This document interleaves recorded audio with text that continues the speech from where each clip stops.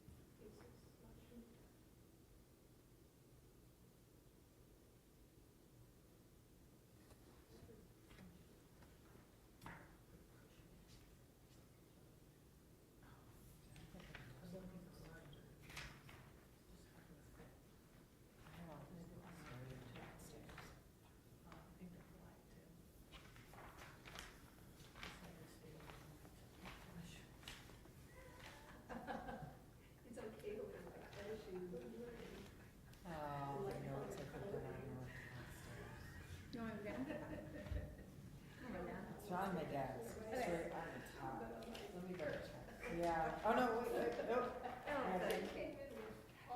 It's like the elevator's have been a disaster all day. I was going back and Slept with forth. me all day. And then I was reading my book, it was in my 20s. As soon as I left, I went back and went downstairs and put that on my desk.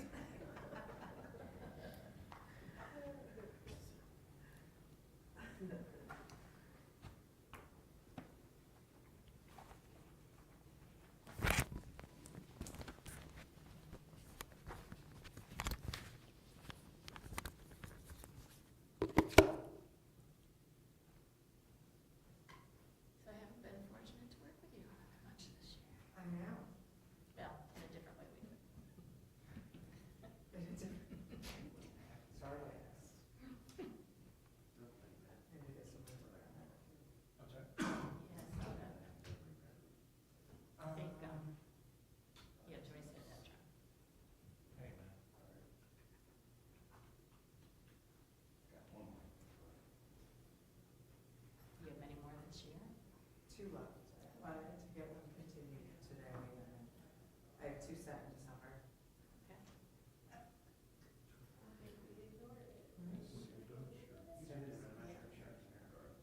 That's nothing, I did 11 one year. I was just gonna say, she had one there that, I did 11 Yeah. and I did 3 back to back, right? I'm sure one of them will. Yeah, we were actually 2 of them. 2 bars. You Two and- bars? Nice. We did Yeah. the one with Give it a Jerry. couple minutes, I might go down to one. The Oklahoma, when I went to Oklahoma. Yes. We did that one. Then I tried one next door in Shirley's that kitchen. No, Gardner. And then when we were here, we did Chico. That was in September of 23. that's when she was the prosecutor of the year for the state. That is true. Good old Chico. I got one. Talk about exercise utility. On video, today, the thing that he touches to his face and puts down on there. People who knew him. I witnessed These it are on rechargeable. video. No, no, no. They're regular. Use and throw away.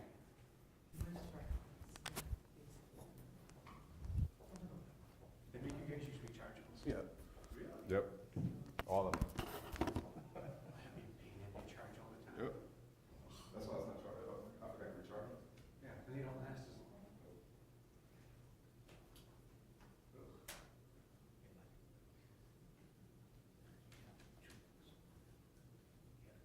Did you, were you expecting another grade child? Yeah, we had a boy.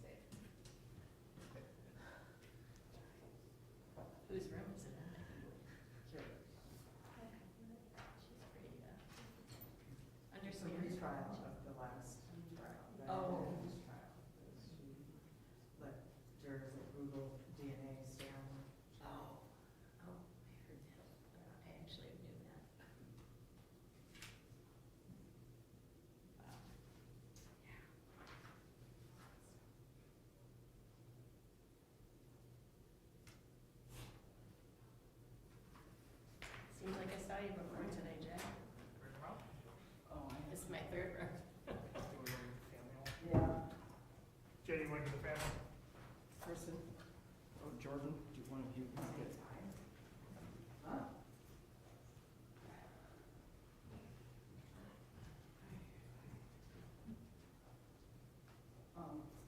Kristen. Are any of you guys live streaming this or something after that? What? Three. Just having fun, that's all. You guys need any more chairs back there? No, we're good. Just for those.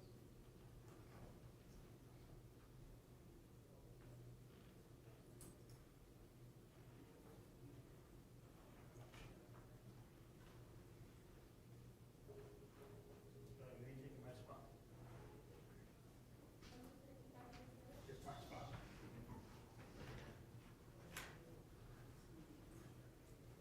I would just say, if those who are gonna speak, try to sit on it, so they don't put a crowd over everybody. Yeah, sit, yeah, so that you can get up to the podium.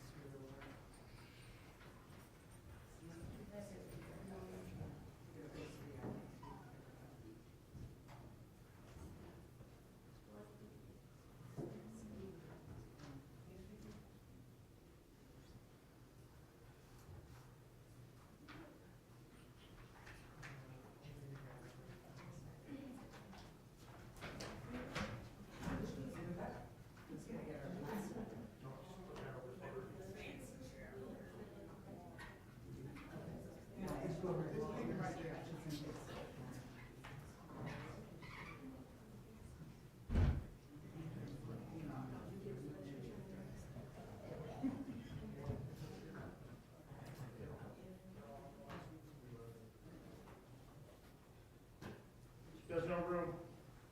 Unfortunately, you're gonna have to leave the courtroom. Can't sit on a lap. Sitting on that. No sitting. Sit right here.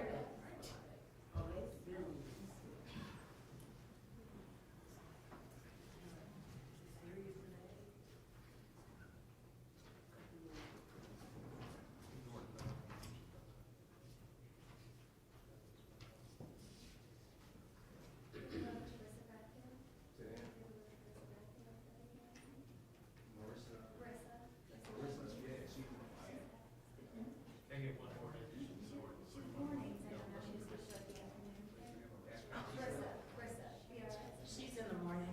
Yeah, she's my good friend. She's so cute. She's the best. She's newish. She was in Florida and now she's here.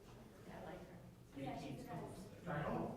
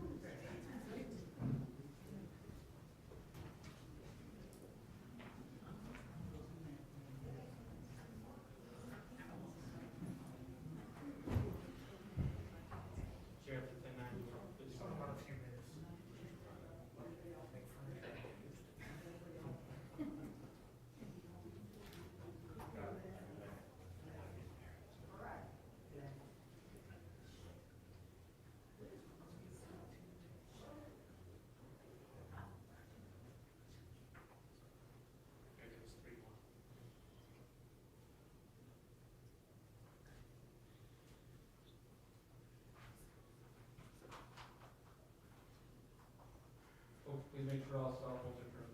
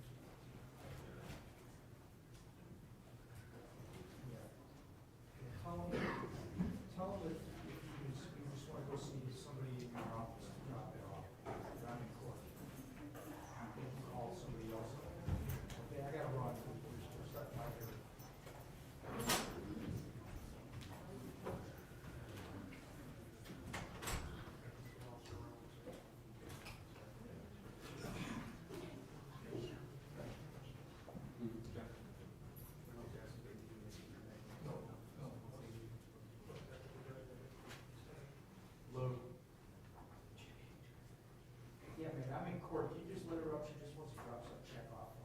Somebody will take it.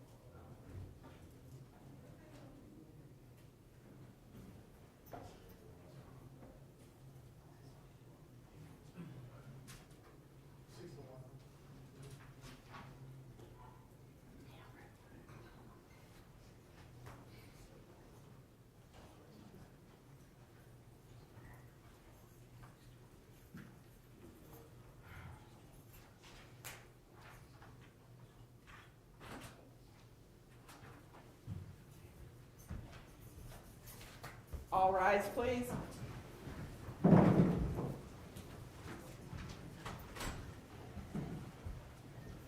Morning, afternoon, everyone. Please be seated.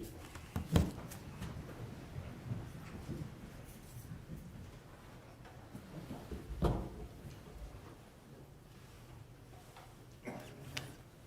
right, before we begin, please remember the instructions from the court. There's not to be any recording in the back of the room. No behavior that would disrupt these proceedings.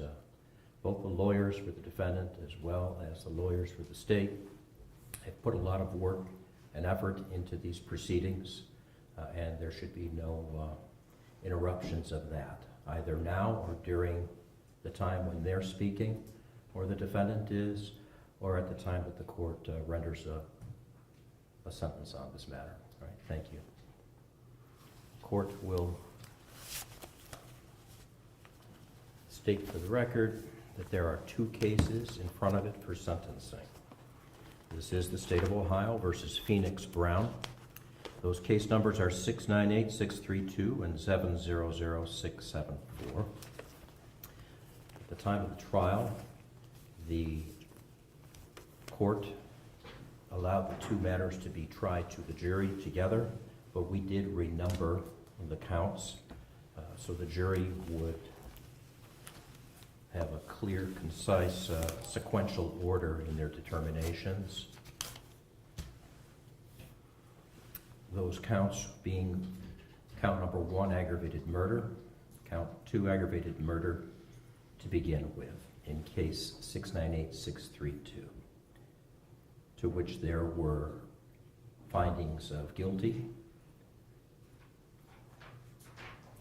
on all counts on that case number, 698-632, ending in count number 11, receiving stolen property. Then there's case 700-674, in which we began. The first count is count 12 in sequential order for the jury. That would be the aggravated robbery, count 13, grand theft when the property is a firearm, count 14, possession of fentanyl, and count 15, which was decided by the court, having a weapon while under disability. The jury came back guilty on all their counts. The court as well came back guilty on the having a weapon while under disability beyond a reasonable doubt. The court has provided both counsel with the most recent pre-sentence investigation report after the defendant had been guilty, that is convicted by way of a guilty plea on an earlier case number 684141. Mr. Schlackett, have you had an opportunity to review that?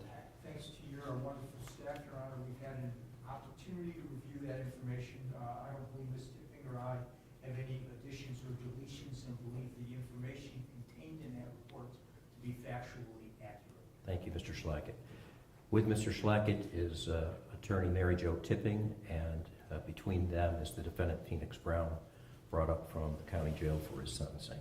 And the state of Ohio is represented by assistant prosecuting attorneys Kristen Carcutt and Jordan Mason, who are both present. Ms. Carcutt and Ms. Mason, have you had an opportunity to review the pre-sentence investigation report? Yes, we have. I had reviewed this, and as I reviewed it, I noticed that there was a case that was entitled a pending case, and if the parties have any further information about that, that's DL 23113591 in juvenile court. It's for an incident date that occurred on October 30th of 2023. It's on page 5 at the very top of that pre-sentence investigation report. Ms. Mason, do you have any information, or Ms. Carcutt, as to that matter? Yes, Your Honor. So the case number in which the defendant pled guilty here in the Court of Common Pleas was 23-684-141. I've addressed some of this in my sentencing memorandum, Your Honor, but the defendant was sentenced to a 9-month term of incarceration in that matter. Once the court granted the defendant credit for time served, that almost essentially obliterated that 9-month sentence. He went to a pre-correctional facility, if you will, for 2 days prior to being released in January of 2024, 2 days after he was sentenced. He then went to juvenile court and dealt with that matter in case number 23-113-591, and he ultimately pled in that case. And those charges involved having a weapon under disability, improper handling of a firearm, and at the time that he pled in that case, he was already being supervised by the Adult Parole Authority for the attempted felonious assault case on 684-141 that he pled to here in the Court of Common Pleas, Your Honor.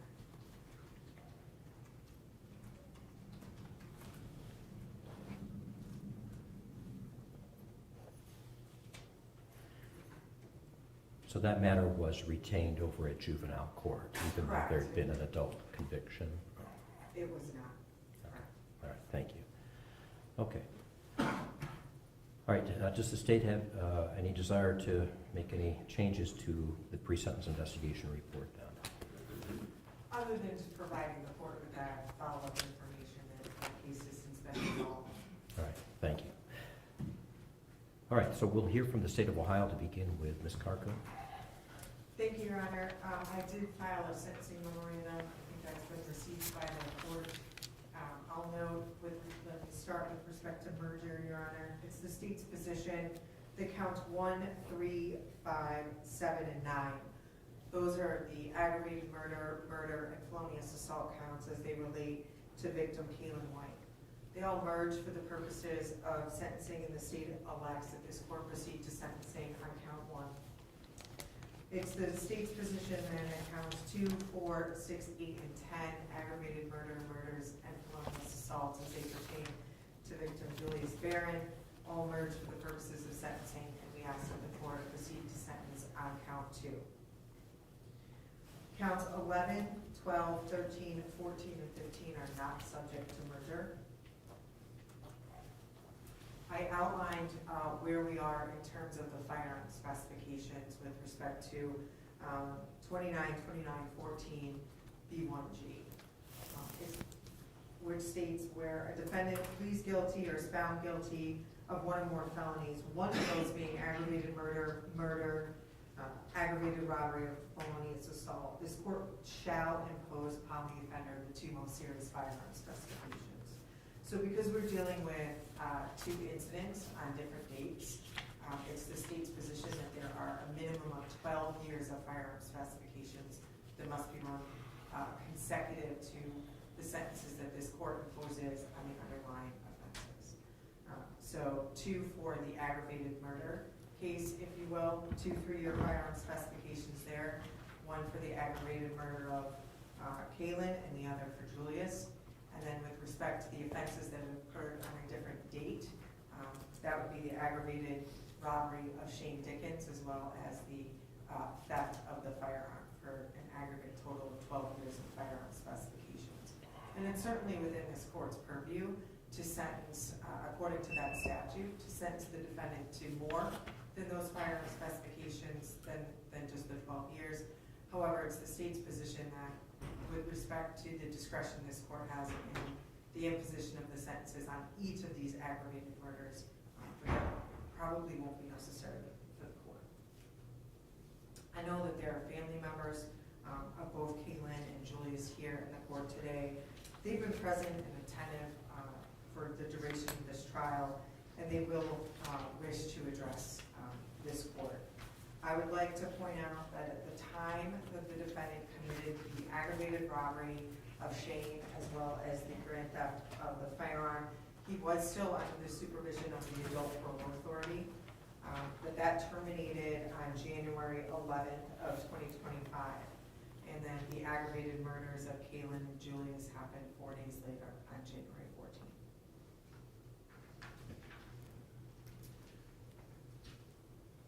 This court had the opportunity to sit through this trial. You were a finder of fact. You heard all of the evidence in the case, and you saw the state's exhibits.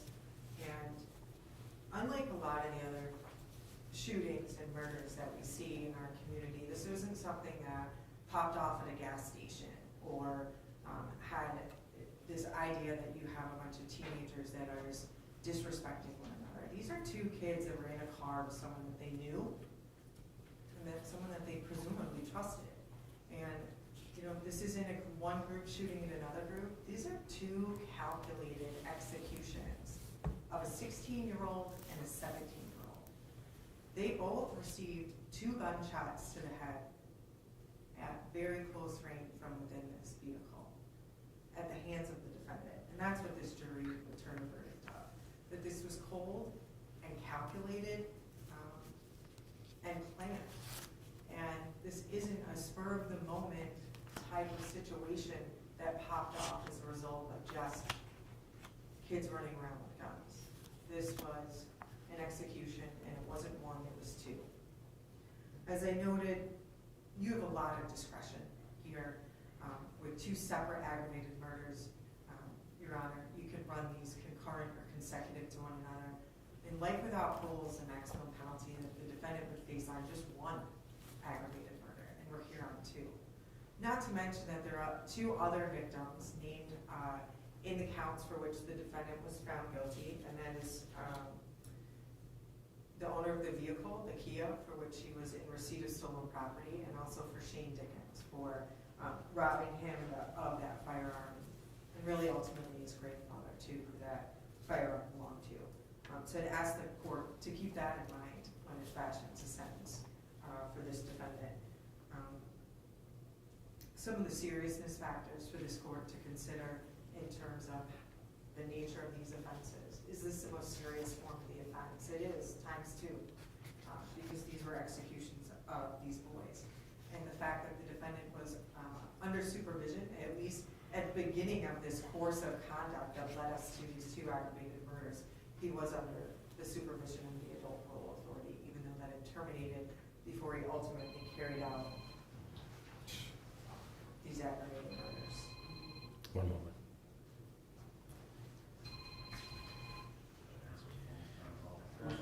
Everyone will take the opportunity to silence their phones, please. Thank you.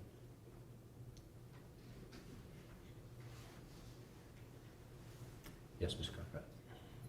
Certainly when this court considers factors that are less serious, I don't really think that you can find any with respect to any mitigation.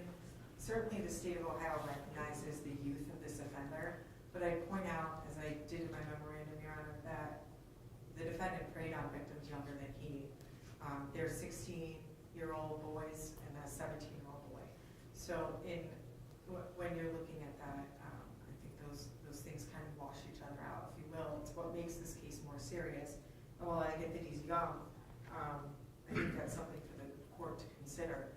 And when you look back at the defendant's only other felony conviction as an adult in this court, where he pled to attempted felonious assault and shooting over a roadway and improper handling of a firearm in a motor vehicle, those things sound remarkably familiar, yet less serious than for what we are here for today. But those victims there were also people that this defendant knew. I don't know what's, in terms of Phoenix Brown, if it's scarier to be his friend or to be his enemy. And I think that this court's sentence should So with that being said, Your Honor, I'd like you to hear from the victim's families. Yes, who would you like to call first?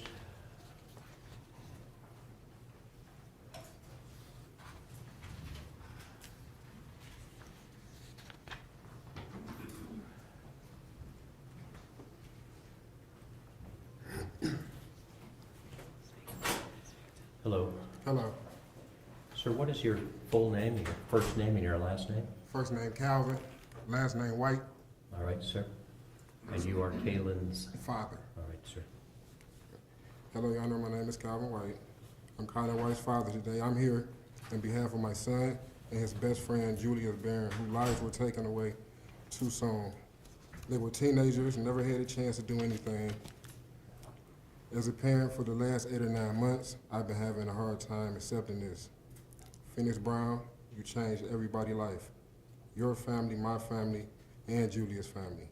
I'm not here to bash you. My son is gone. I had to have a funeral for my son before he turned 18 years old. To see my child in the casket is something I'll never forget. We do not know you. Not me, not my kids, not his mom. No one, so you're not his friend. I know his friends. Today I'm here seeking justice for my son and his best friend. You killed them with no remorse, and today, Your Honor, I'm asking that you sentence him with no remorse. He's not fit for society. That's all I have, Your Honor. Mr. Barron, did you know him as well? Julius, yes. Yes. Yes, And they were best friends, you said? yes. How long had they been friends? For at least 3-4 years. Thank you, sir.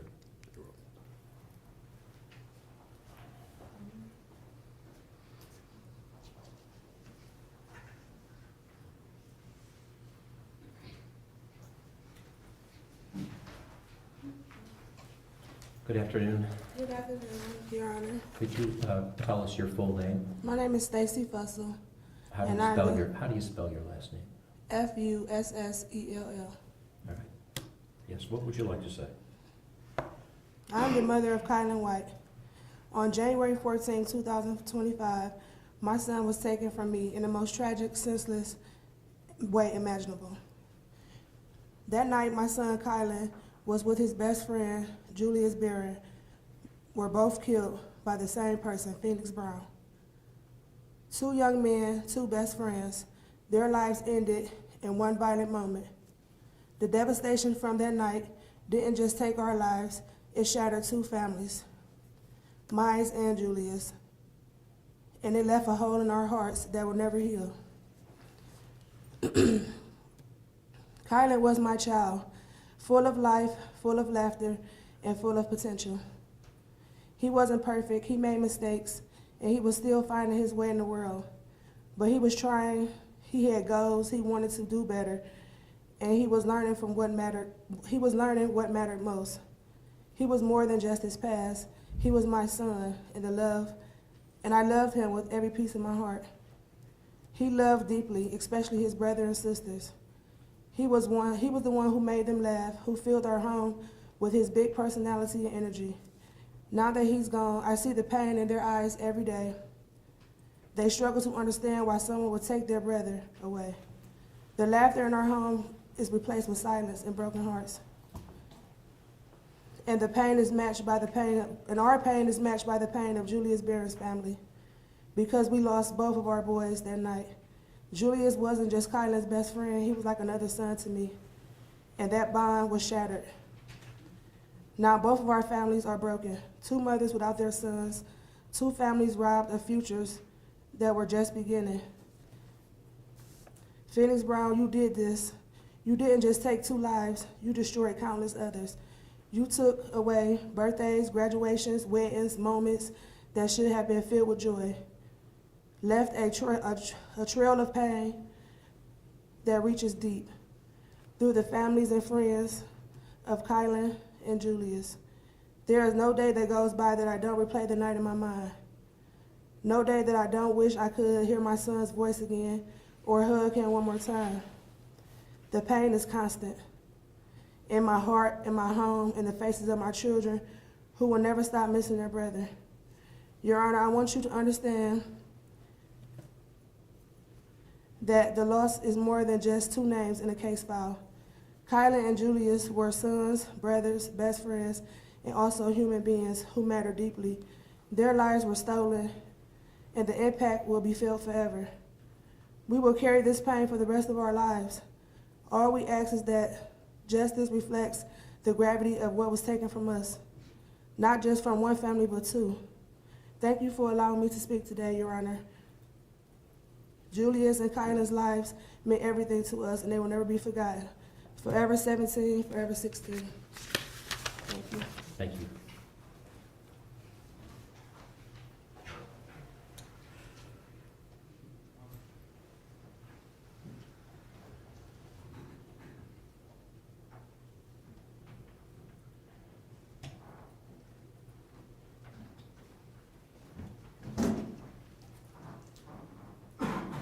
Good afternoon.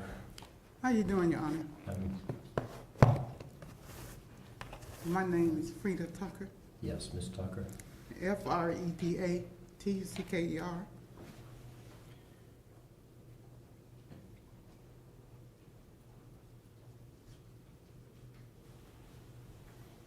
I'm Julius' grandmother. And what I want to say is that it's like starting all over again. Praise be to God. Death is never easy. It's never easy. This thing have taken a toll on my daughter. Very hard. And it's taken a very hard toll on me. I'm sick. I'm on dialysis. And this have taken a toll on me. But I do understand. I do understand. I'm just hoping and praying that something good come out of this situation. Nobody wins. Nobody wins in this situation. You know, I feel for every family here today. And I just thank God for the ancestors for being with me, and two families back there in the back all week long. We've been coming down here, and we're just grateful for Sabrina, who has been a great advocate in helping us get through this process. And we're thankful for our lawyers and all those that have been involved in this case. We're grateful. So I'm just looking for justice. And I don't know what justice is going to look like, but I'm hoping that justice will be served, and I hope that Mr. Brown will somehow find himself through this process. I hope that he find himself through this process. We are all hurting here. We're all hurting. And I just want justice to be served for my children, my daughter, who has really, truly been suffering and been hurting. And we're just grateful and we're just thankful. Thank you. Thank you, Ms. Tucker.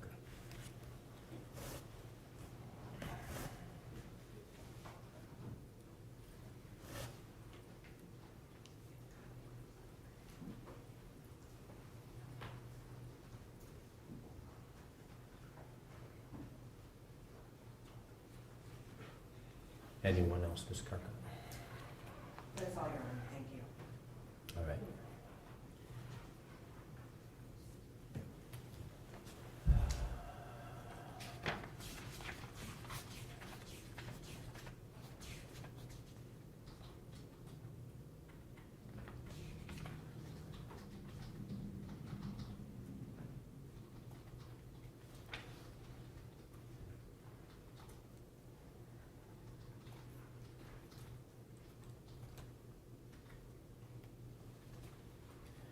Right, and the court has reviewed the state sentencing memorandum.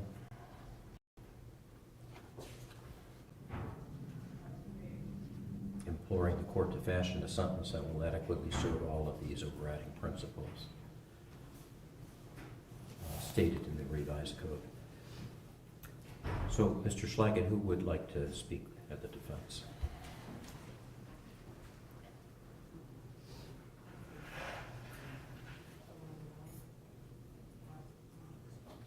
We're arranging that now, Your Honor. Yes. Please. Your Honor, I think two individuals, one of his aunts and his grandfather. All right. Mr. Schlagen, would you like that to occur now? How about if we go first, Your Honor, and then we'll have the family speak? That's fine. Please, the court, Your Honor, just some mitigatory remarks regarding Mr. Brown. Judge, you had the advantage, at least in fashioning a sentence, that you got to hear the entire case. That's different a lot of times than when you just take a plea and you just have an antiseptic pre-sentence investigation report, which really doesn't reflect the nuance of the case, the underlying events. So in this case, at least you have the advantage of fully knowing what happened. But here's the problem. Nobody knows what happened inside that car. As you know, Judge, the evidence against Mr. Brown was based solely upon DNA evidence that he ran away from the scene with the gun in his hand. The kids, young people, I don't mean to be pejorative in my speaking, the young men who were in the car, you heard from them both, but you didn't hear them say anything. One of them ran away, so we didn't get to hear from him. We heard a little bit from statements, but we didn't hear from him.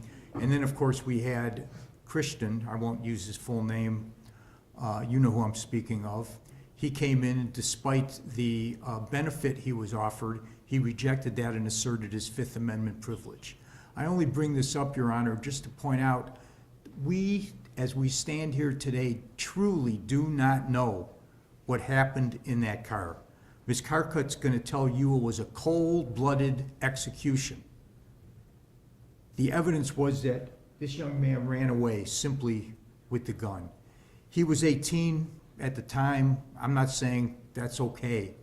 If he was a few months younger, he would have been a bind-over situation. That doesn't make it right. It's a tragedy. Two young men lost their lives, and Phoenix is going to lose the rest of his, basically, whatever the sentence is. It's going to be very lengthy, and he knows it. We agree with the merger analysis by the government, Your Honor.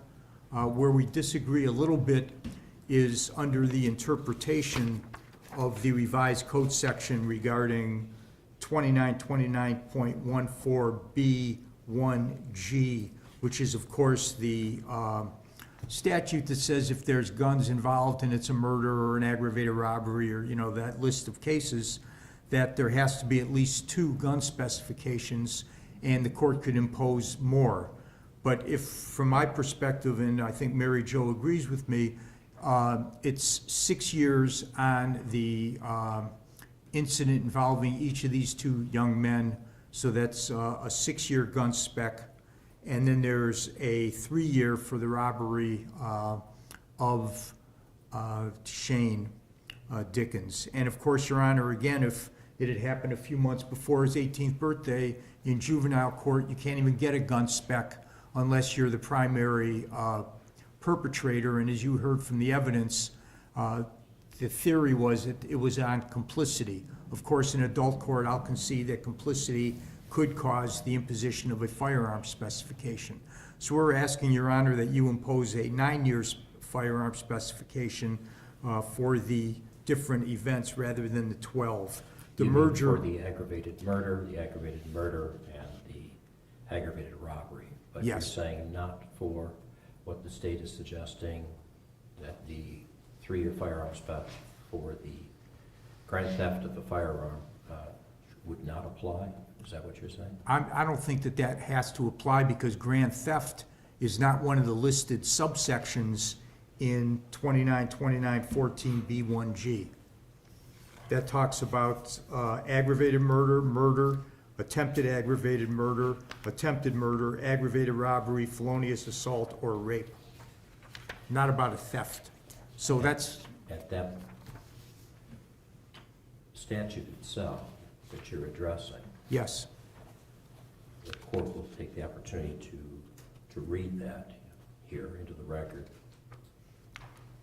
Revised Code 29.14B1G, if an offender is convicted or pleads guilty to 2 or more felonies, if 1 or more of those felonies are aggravated murder, attempted aggravated murder, aggravated robbery, felonious assault, or rape, and if the offender is convicted of or pleads guilty to a specification of the type described under the Division B1A of this section in connection with 2 or more felonies, the sentencing court shall impose on the offender the prison term specified under B1A of this section for each of the 2 most serious specifications of which the offender is convicted or to which the offender pleads guilty, and in its discretion also may impose upon the offender the prison term specified under that division for any or all remaining specifications. So you have 2 case numbers here. You have the aggravated murder, which would be the 2 highest on that case number, the 2 most serious.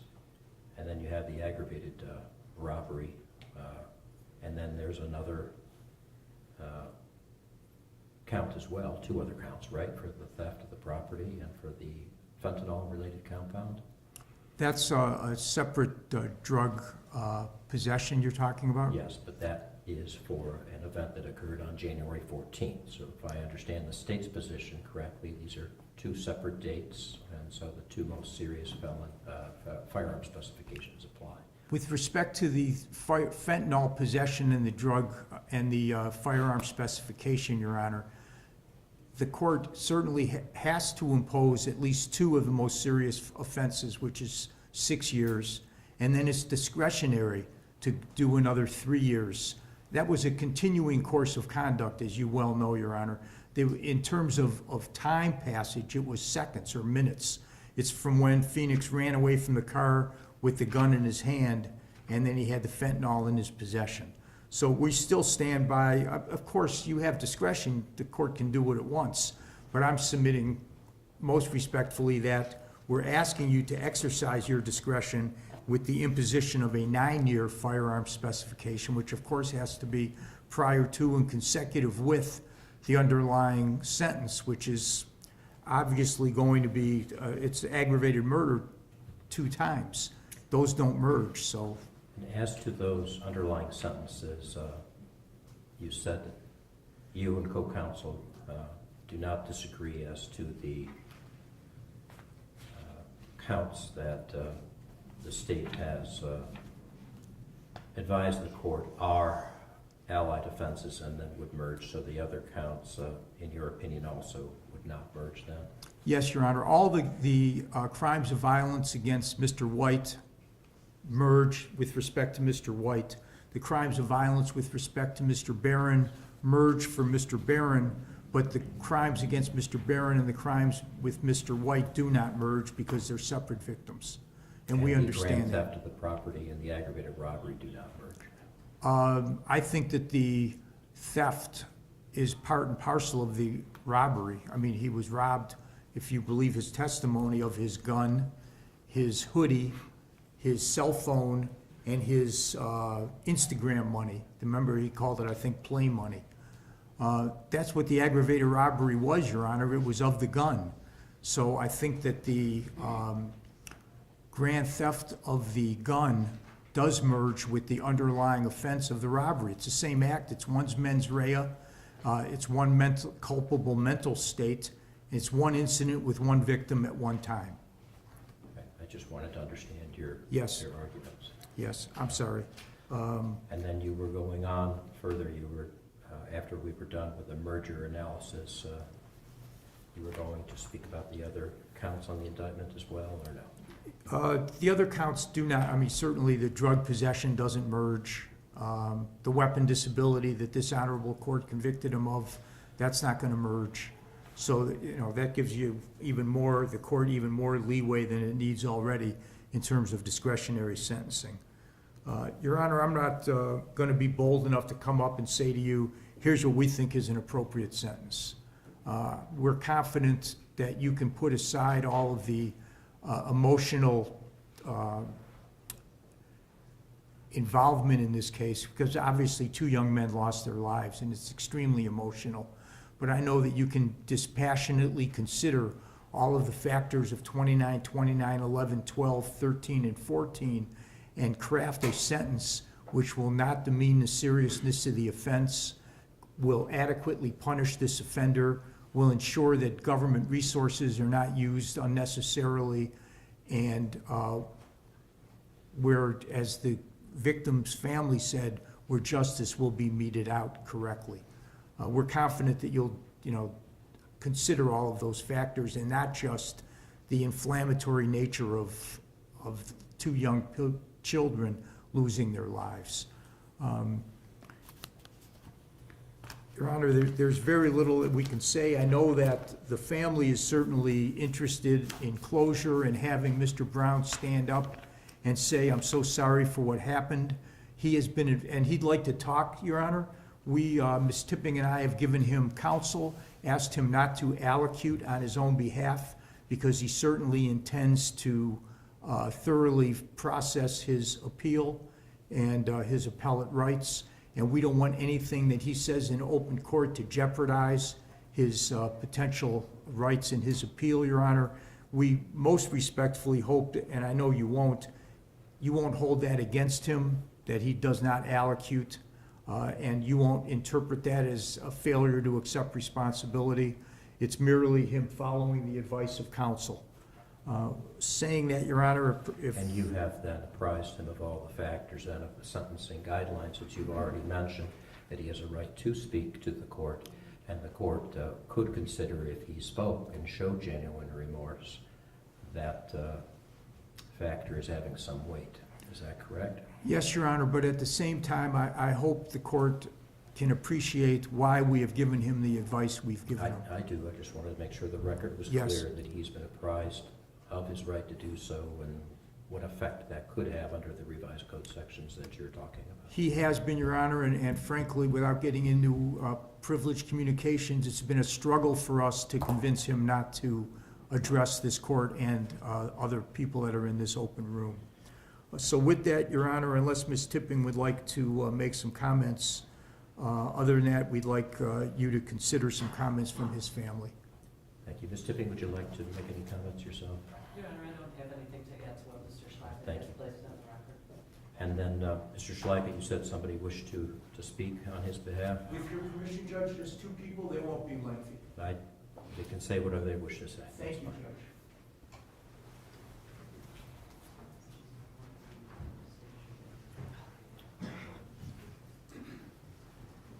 Hello, sir.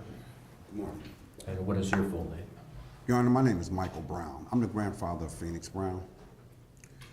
This is a tragic, tragic thing that has happened. We're just here in support of him. We want the family to know that this situation, we are sorry that this happened. And we try to understand some things of what these young people out here doing. We also are a victim of, my grandson was killed also by some people that he thought he befriended. So I understand how they feel. These young kids out here today, who knows what motivates them to do the things they do and act the way they act. It's not that. I'm sorry about your loss. When did that happen? This was about 5 years ago. Would this be Mr. Brown's Cousin. cousin? Yes. All right. One of my other grandsons. Mm-hmm. But like I said, we don't know what motivates these kids out here nowadays. You know, try to be a good parent, but when they get together, they turn into different people. You know, they do things that we consider not making sense to us, and they get lost in what they're doing. You know, a lot of things have changed in society now, so, you know, we try to do the best we can, but things happen, and this is something that is affecting their family strongly, our family strongly. They won't see theirs. We have a chance to see him, yes, but he's finna do a lot of time, we understand that. Like I said, we're here in support of him, and hopefully there'll be a brighter day, And that's all we can do is try to be there, try to get them on a better path, try to say things that will encourage them to do something more positive with their life. But, you know, when they get together, they, like I said, they turn into different people. And I just want to say that, you know, we're sorry that this came about, you know, and I know the family, we have remorse also, you know, because like I said, I lost a grandson. So I know how that feels. I'm somewhat of a loss for words to try and explain this because this is so confusing. It really is. It's so confusing. And we all, you know, we all have to take into consideration that we did the best we could with raising our children and trying to get them to go on a better path. And sometimes it just, a curve comes and they take it and it takes them somewhere that, you know, they really don't need to be. But taking all that into consideration, Your Honor, you know, I know that Phoenix was trying to go to school. He was trying to get his life together as far as some things, you know, and he was hanging out with the wrong crowd. And some things happened that should not have happened. But he was trying to do better for himself. He just got caught up, wrong place, wrong time. So with that said, Your Honor, I thank you for the opportunity to speak. And as I said, I am sorry that these things took place to the family. I really am. I apologize that this thing happened. So we just got to move forward with what's going on right now. I thank you. Thank you, Mr. Brown. Ms. Tipping, then? Someone else?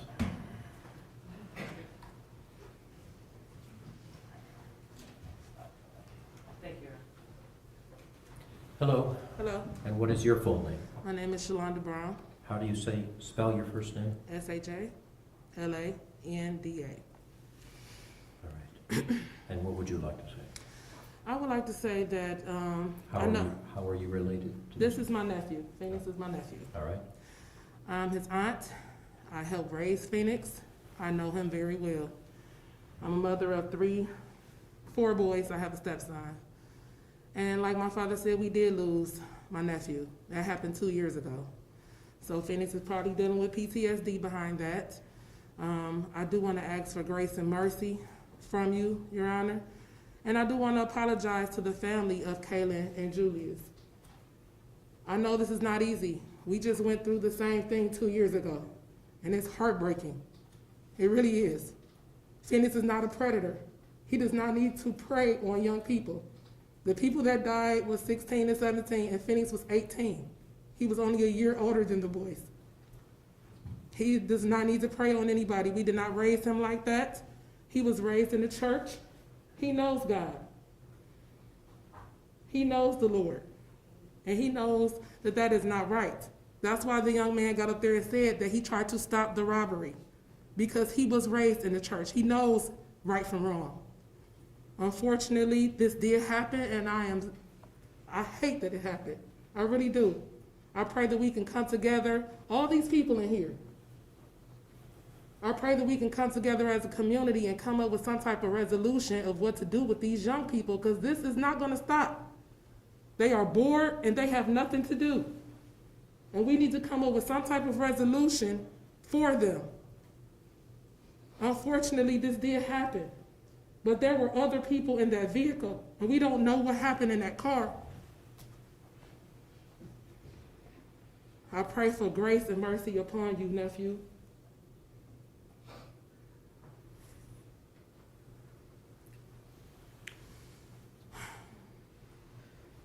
Unfortunately, this did happen. And I hope that we can come up with some type of resolution as to save these young people, because at the end of the day, they are the people that's going to take care of us in the end. So I just hope that we can come up with some type of program to help them out.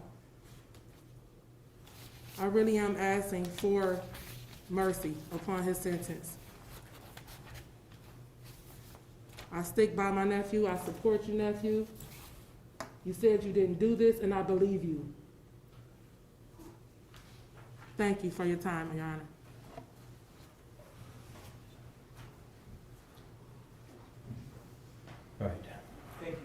Thank you, Mr. Schleicher. Could you bring this to your client, please? This is the Reagan-Tokes form. The court will go through with him and you on the record as it's obliged to do so.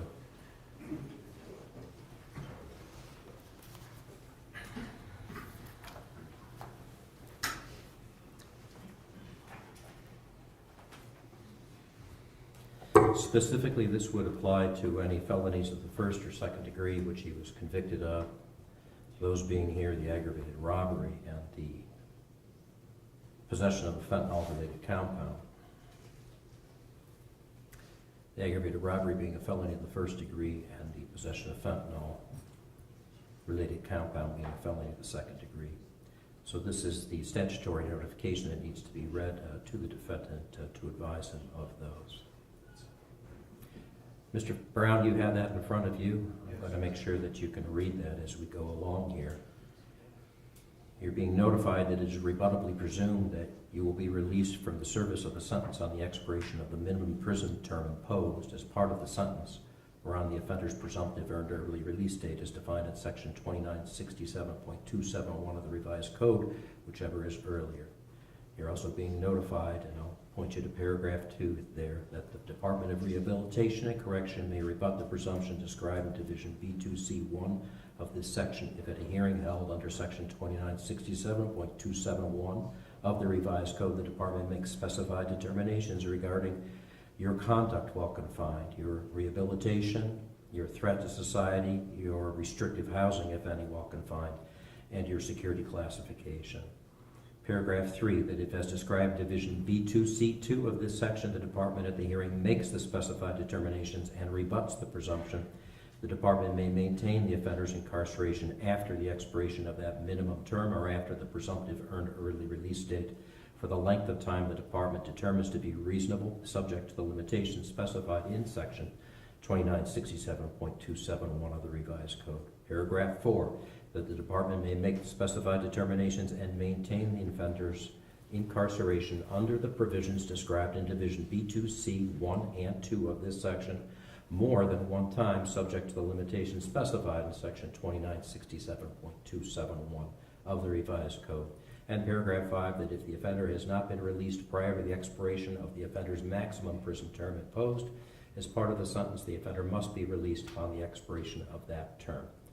Now, the following paragraph is also in front of you. Additionally, the court has notified the defendant that pursuant to revised code 2929.19 B2C, the offender is eligible for earned reduction of 5 to 15% of the minimum prison term imposed for exceptional conduct while incarcerated or adjustment to incarceration, period.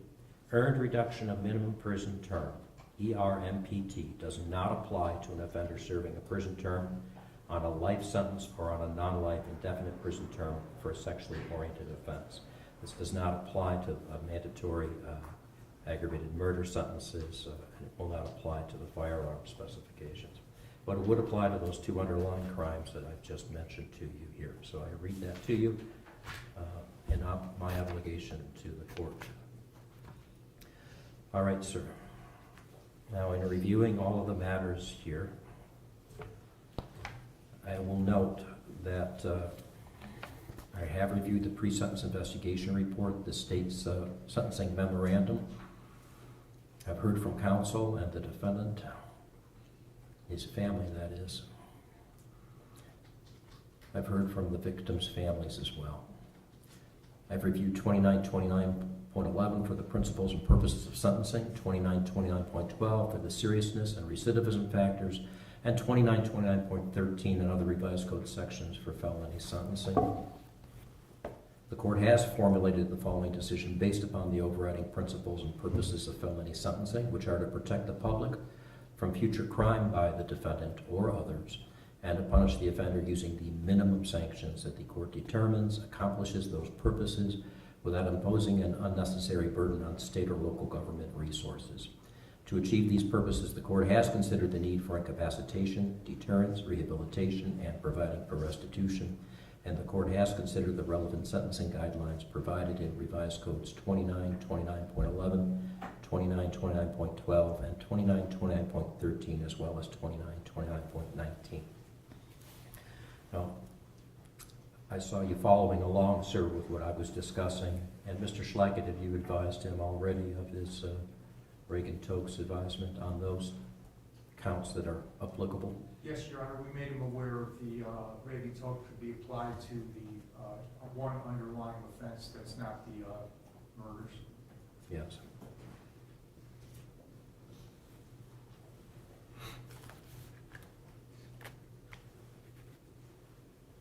That being the aggravated robbery, and the fentanyl was also a felony of the second degree, yes? Yes. All right. Well, Mr. Brown, I'll note here, there were 2 shots to the head of each of your victims. Only 1 shot to the head in such close quarters at point-blank range would have been all that was necessary to take life. But your decision to shoot and kill each of them was so certain that you shot each of them 2 times in their heads. Julius Brown was only 16 years of age. 2 shots to the back of his head. And Khalyn White was shot to his forehead and also to the back of his head. Both were executions. It leaves no doubt of your calculated decision to definitively destroy their lives. 1 shot would have been enough, but your continued decision to shoot a second time on each victim shows your actions were designed and calculated. They were decisive and they were certain to destroy life twice. There was no evidence that they had or would use a firearm or they were of any threat to you. You executed 2 people in cold, calculated fashion.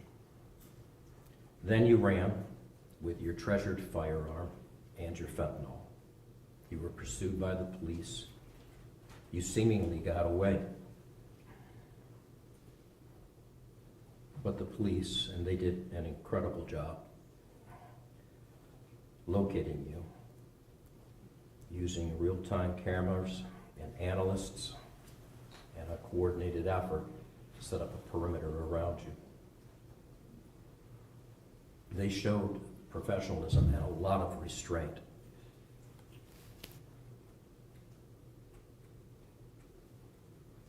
In arresting you. It was a very, very dangerous situation, not only for them, but for you too. And all of it was caused by you.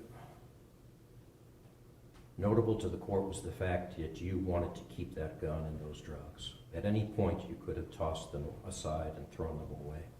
You could have been disgusted at your own actions for taking life from those 2 young people. But you coveted those items so badly that you kept them. Throwing the firearm only at the very last possible moment before your capture, caught on tape.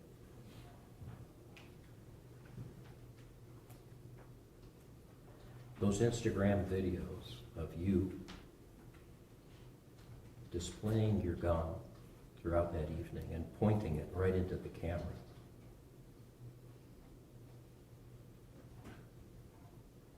Was this the last thing that Khalyn saw? They're chilling. The evidence that taking their lives simply didn't bother you, sir. They were not just calculated, your decisions, but they were callous. You committed an aggravated robbery of another friendly acquaintance, Shane Dickens, just 10 or 11 days earlier. And you did so while you were on post-release control. The evidence that's in front of the court is that there is no restraint in your behavior. In fact, your behavior shows a pattern of increased violence.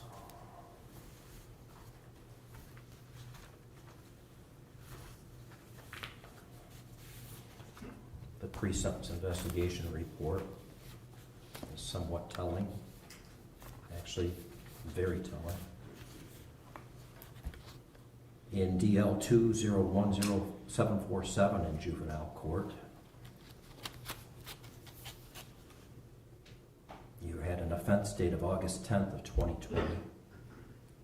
And on March 8th of 2021, you were adjudicated delinquent for this receiving stolen property. You were sentenced to 1 year probation. You were to continue with Peacemakers Alliance. You were to write a letter of apology to the victim and present the probation department with that letter to forward to the victim. You were to pay restitution. You were found to be a probation violator in that matter on May 9th of 2022. You were continued on probation for 6 months. You were to attend school regularly, pay the restitution, 1/2 of it. Your probation was extended on October 5th, April 5th, and July 11th, 2022, then 2023 and 2023. And it'll be clear why here, further on in your criminal behavior here. Then you had case DL 2210903. Offense date for that was July 21st of 2022. You were adjudicated delinquent and you're sentenced to 180 days in the detention center. You're given credit for 180 days, and you were released. Then came DL 22107546. That felonious assault, discharge of a firearm, improper handling firearms of a motor vehicle, criminal damaging. That case was bound over to the adult division. And it became case 678441, which was dismissed, but then re-indicted in case 684141. In the meantime, during that period of time, you had that assault, DL 22112538, and the court on April 3rd of 2023 adjudicated you delinquent, and it refers back to that earlier case number where it extended your probation on the earlier case of receiving stolen property. Now on that adult case that came over, you pled guilty to attempted felonious assault, discharging a firearm on or near prohibited premises, and improperly handling firearms in a motor vehicle.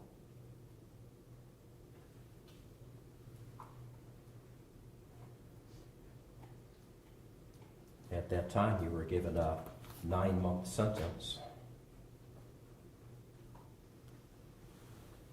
And what happened there is that the court gave you credit for time served for 265 days. So essentially there's a revolving door. You got out of prison and you got out. That was July 23rd of 22. Attempted felonious assault was the incident date and the discharge of a firearm. Then February 3rd of 2023 bound over on that matter to that case number 684141. You had a GPS violation on October 30th of 2023. And if I go over to your probation department notes on that date, that matter there, although you had been warned before, you went across a zone into an exclusion zone, and the sheriffs had to go out and arrest you for that violation. When they arrested you on that date, October 30th of 2023,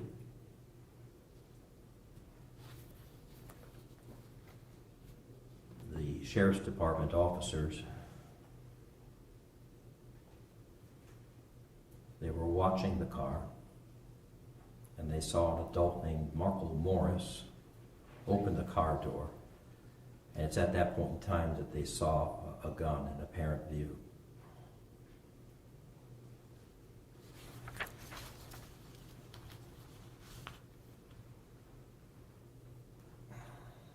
There were juveniles, Ricky Leroy Parker, and you, Phoenix Brown. Seated in plain view on the floorboard right between your feet was a dark blue AR platform type pistol firearm. there were 3 firearms pulled out of that vehicle on that occasion.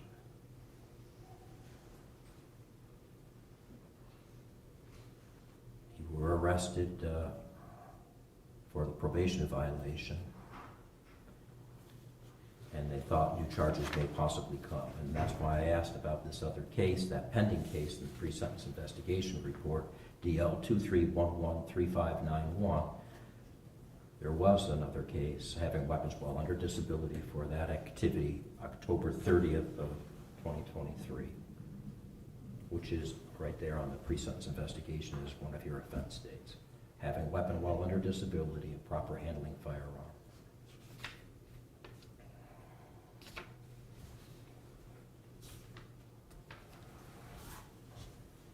And for that pre-sentence investigation report, which was July 23rd of 2022,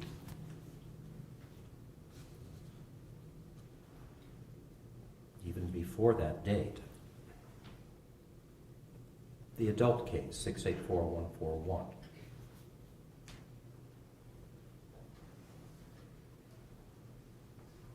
What happened there? You were at outside of a problem house in the neighborhood connected with several grand thefts of motor vehicles on Cloverside Avenue. The victims left in a black Honda Civic. I'm sorry, they left, and they saw a black Honda Civic that was, they believed to be stolen, drove up to them and fired 4 or 5 rounds at them and took off. One of those bullets striking the car on the back right side of the vehicle.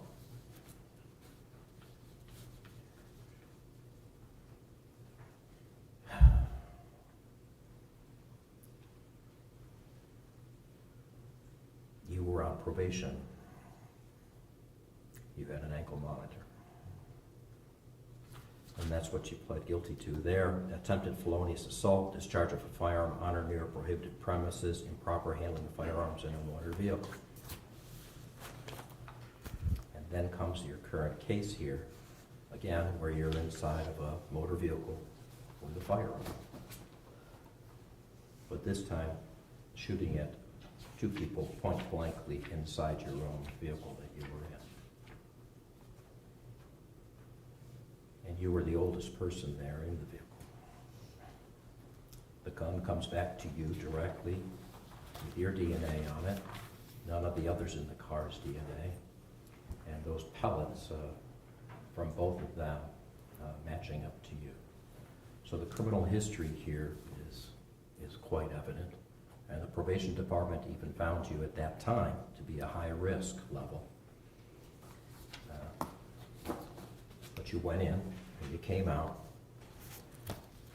and according to the sentence here, you had 1 year of post-release control. You were sentenced there in that matter. And then you were given 1 year of post-release control. When you got out on the 11th of January, you had 1 year. And then on January 3rd of that year, the following year, 2025, you commit the aggravated robbery against that 15-year-old, Mr. Dickens.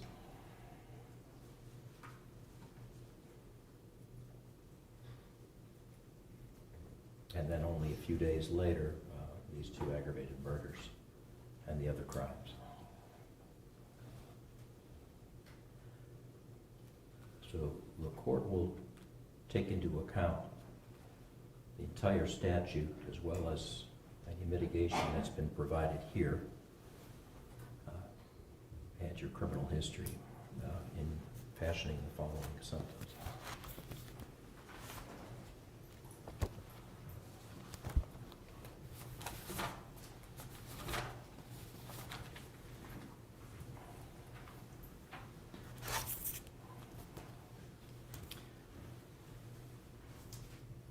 As to count number 1, aggravated murder,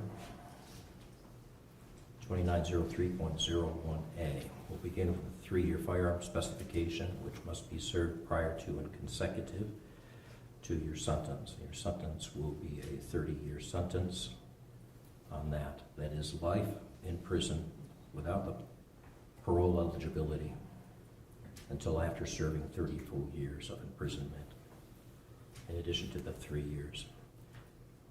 For the firearm specification on count 2, then, aggravated murder of Julius.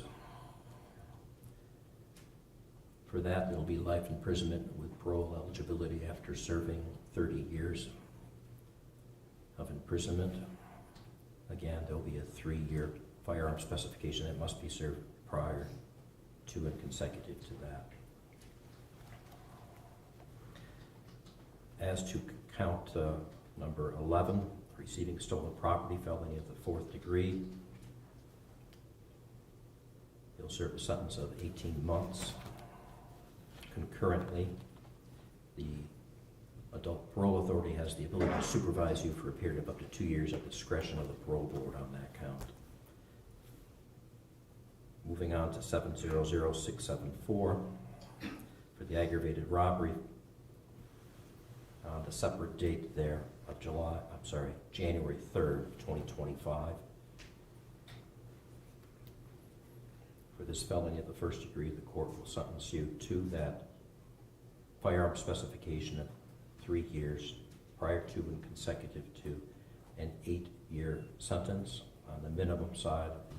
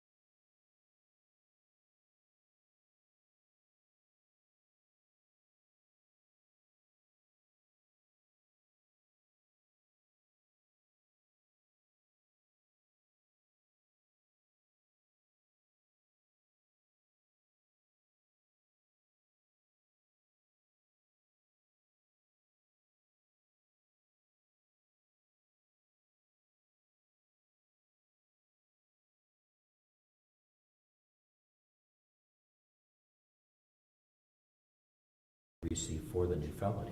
The post-release control prison term must be served consecutively to any prison term that you receive for the new felony. As to the consecutive sentences, which the court has reviewed the statutes before imposing the sentence, the court finds under 2929.14C4A and C4B and C4C the following. The court imposes prison terms consecutively, finding that the consecutive nature is necessary to protect the public from the future crime or to punish the defendant, that the consecutive sentences are not disproportionate to the seriousness of the defendant's conduct and to the danger defendant poses to the public, and that the defendant committed one or more of the multiple offenses while the defendant was awaiting trial or sentencing, or was under community control, or was under post-release control for a prior offense, as we've discussed.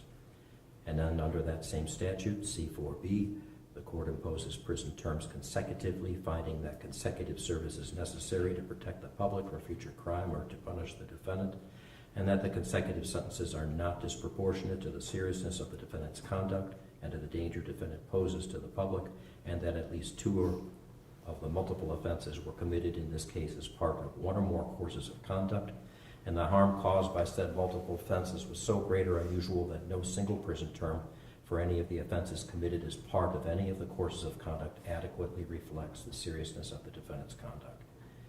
And under C4C, the court imposes prison terms consecutively, finding that the consecutive service is necessary to protect the public from future crime or to punish the defendant, that the consecutive sentences are not disproportionate to the seriousness of the defendant's conduct and to the danger the defendant poses to the public, and that the defendant's history of criminal conduct demonstrates that the consecutive sentences are necessary to protect the public from future crime by the defendant. Also, the calculation of the court for both cases is that you are to receive 286 days of credit for time served from January 14th of 2025 through today's date of October 27th of 2025. And then perhaps lastly, your right to appeal. You have a right to appeal. If you're unable to pay the cost of an appeal, you have the right to appeal without a payment. If you're unable to obtain counsel for an appeal, counsel will be appointed without cost. If you're unable to pay the costs of documents necessary to an appeal, such documents will be provided without cost, and you have a right to have a notice of appeal timely filed on your behalf. Ms. Carcutt, is there anything further for the state? Does the court need to do anything more? The aggravated murder registration for violent offender.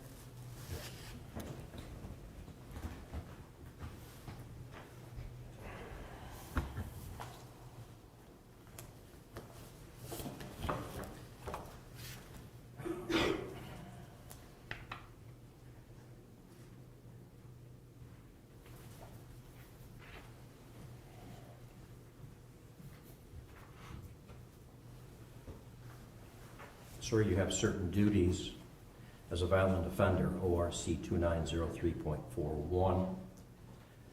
The court will follow,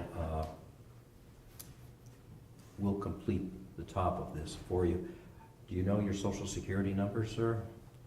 You can tell it to your attorney, and your attorney can put that in for you, so it's not necessary to have on the record. You do? If not, you can fill that in afterwards. The county of conviction is Cuyahoga County. The two case numbers will be placed to the next. The convictions for the ORC numbers for the aggravated murders will be placed in there by the court. Your name, last, first, will also be put in. Your current address before you were incarcerated will be put in as well. Number one, you have been convicted of or pleaded guilty to a qualifying violent offender offense as defined in ORC 2903.41. Number two, you are required to enroll in person with the sheriff of the county in which you establish residency within 10 days of coming into that county or of occupying or dwelling for more than 3 days in the county. Number three, you are required to provide the sheriff certain information, including your social security number, full name, and alias you use. B, your residence address. C, information regarding the offense of which you were convicted or pleaded guilty. D, a description of any scars, tattoos, or other distinguishing marks on your person. E, the name and address of any place where you are employed or attend school. F, any driver's license number or commercial driver's license number or a state identification card number issued to you. G, the license plate number of each vehicle owned or operated by you or registered in your name. The vehicle identification number and a description of the vehicle must also be provided to the sheriff. 4, you are required to provide the sheriff fingerprints and palm prints. The sheriff will also obtain a photograph of you at the time of enrollment. 5, after the date of initial enrollment, you are required to re-enroll annually. You must update and or amend any of the information described above that has changed and provided any additional information requested at the sheriff's office within 10 days of the anniversary of the calendar date on which you initially enrolled. 6, if you change your residence address, you shall provide written notice of that change to the sheriff with whom you most recently enrolled and to the sheriff in the county in which you intend to reside. You are required to comply with all the above described requirements for a period of 10 years unless your sentencing court determines otherwise. 7, since your expected residence is located in Cuyahoga County, you shall enroll in person no later than 10 days after release or sentencing if you were not subject to incarceration with that County Sheriff's Office located at 1200 Ontario Street, Cleveland, Ohio, Justice Center for now.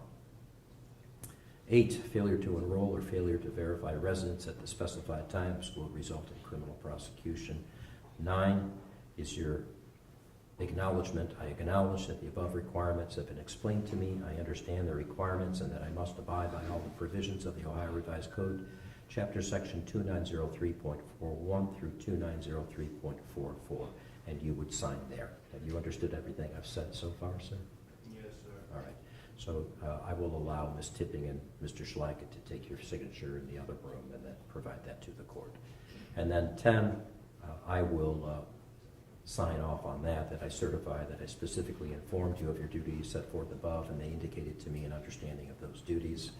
And so I'll sign that after your attorneys bring me that. Anything else, Ms. Carpet? There you are. All right, and thank you for that. Appreciate that. Mr. Schlackett? Judge, if you assign him appellate counsel, he is indigent, he remains indigent. I will assign it, and I did read him his rights to appeal. I will do so. All right. Thank you very much. Anything further besides that? No? Judge, can I just have a clarification? It might be my inability to understand. Counts 1 and 2 are consecutive? That's correct. Thank you. And count 8, and count 12 as well. Yes. Yes, I was just answering his question specifically, yes. Well, I want to Okay. make sure it was clear for council as well. The consecutive counts are counts 1 and 2, and the aggravated robbery count as well, which is count 12, I believe. Thank you. With the consecutive nature of all the firearm specifications, there being 4, the journal entry will specifically explain again that I found those to be consecutive by operation of law, but also discretionarily by the court. All right. Thank you. Okay, raise your foot.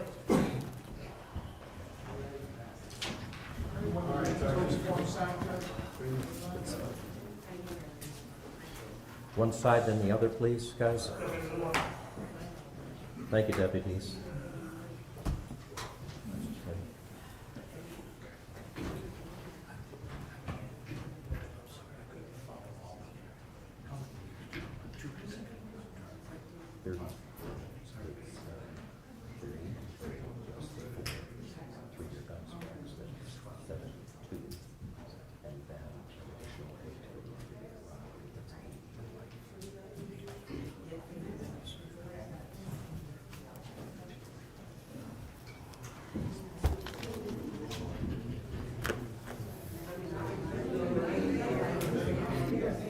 Do you want these all? Do you know? Is this, do you know, is it the 2 or is it the? Is that yours? Okay. All right. Thank you for being here. Is you? All right, thanks for the batteries.